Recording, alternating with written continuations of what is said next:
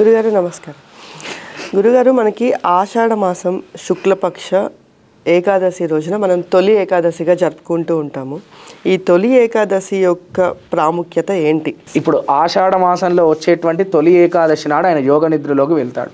ఇక్కడి నుంచి 4 మాసాలు కూడా చాతుర్మాస్య దీక్ష అంటారనమాట. ఈ చాతుర్మాస్య దీక్షలో మనం ఎక్కువ పుణ్య కార్యక్రమాలు ఎవరైతే చేస్తారో వారికి స్వామివారి యొక్క అద్భుతమైనటువంటి అనుగ్రహం ఉంటుంది.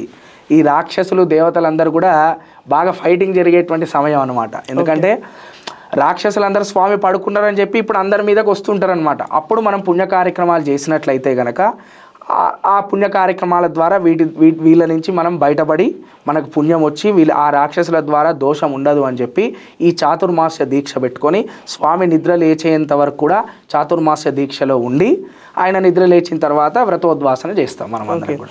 ఈ చాతుర్మాస దీక్షకి ఏమన్నా విధి విధానాలు ఉంటాయా గురుగారు? ఉంటాయండి. రోజు కూడా ప్రాతకాలంలో లేవాలి. అంటే సూర్యోదయం మునుపు లేస్తే చాలా మంచిది. అంటే రోజు లేవాలి. ఖచ్చితంగా ఈ చాతుర్మాస్య దీక్ష పెట్టుకుంటే ఇంకా అది ఖచ్చితమైనటువంటి నియమం అన్నమాట. తర్వాత ఆహార నియమాలు పాటించాలి.